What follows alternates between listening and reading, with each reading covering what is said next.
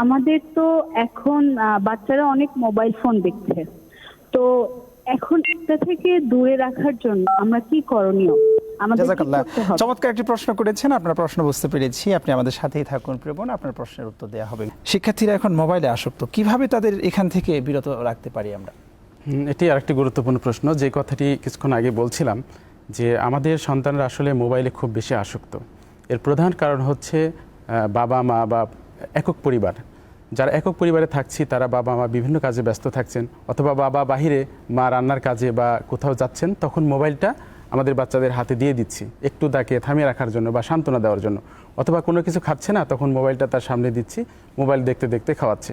তো এই যে ব্যাপারগুলো আমরা যখন তখন বাচ্চাদের হাতে মোবাইল দিয়ে দিচ্ছি। আবার অনেকে মনে করে যে মোবাইল থেকে কার্টুন দেখে ইংলিশ শিখবে বা কোনো কিছু শিখবে, এই ধারণা থেকে তাদেরকে আমরা বারবার মোবাইল দিচ্ছি। এতে করে আস্তে আস্তে তারা মোবাইলের প্রতি আসক্ত হয়ে যাচ্ছে এবং মোবাইলে ঢুকে তারা বিভিন্ন ধরনের ক্যারেক্টার নিজের মধ্যে ঢুকে নিচ্ছে।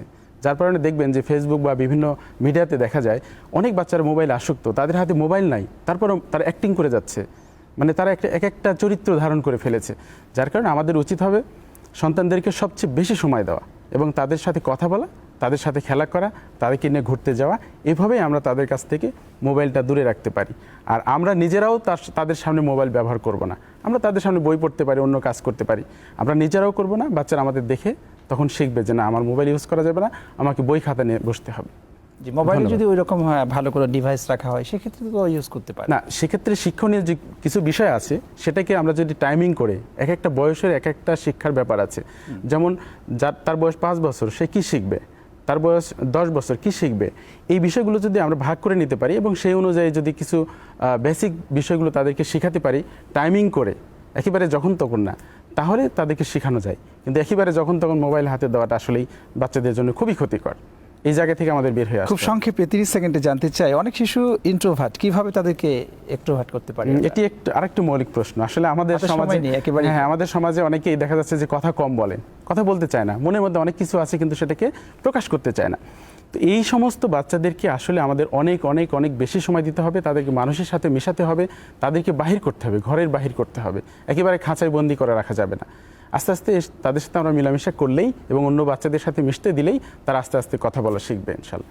জাযাকুমুল্লাহু খায়র, আপনাকে অসংখ্য ধন্যবাদ, আজকে আমাদেরকে সময় দিয়েছেন আপনি।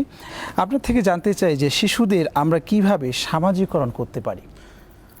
আরেকটি খুব গুরুত্বপূর্ণ প্রশ্ন করেছেন। বর্তমানে দেখা যায় যে আমাদের সন্তানরা কিন্তু মানে সোশ্যালাইজড না। তারা কিন্তু দেখা যাচ্ছে যে একবারে বাস্তব জগতে তার বাপ দাদা, মা বা ভাই বোন বা অন্য কারোর সাথে কিন্তু খুব বেশি মিশে না। সাধারণত তারা মোবাইল ডিভাইসে বিভিন্নভাবে আসক্ত থাকে।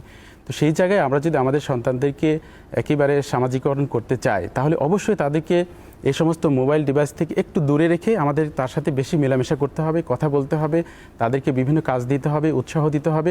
অর্থাৎ তাদের সাথে আমাদের মেলামেশাটা বেশি করতে হবে, ফ্রেন্ডশিপ তৈরি করতে হবে, তাদেরকে কথা বলার সুযোগ তৈরি করে দিতে হবে। অন্যথায় কিন্তু তারা আসলে সমাজের সকলের সাথে মিশতে পারবে না। তো আমার অনুরোধ থাকবে দর্শক শ্রোতাদের এবং সবাইকে যে আমরা শিশুদেরকে সময় দিব। আমরা যত বেশি সময় দিব তারা তত বেশি সামাজিক হবে। জি, ধন্যবাদ। চমৎকার। আমাদের সময় দিতে হবে, আমরা এখন সময় দেই না। আপনি খুব চমৎকার বলেছিলেন।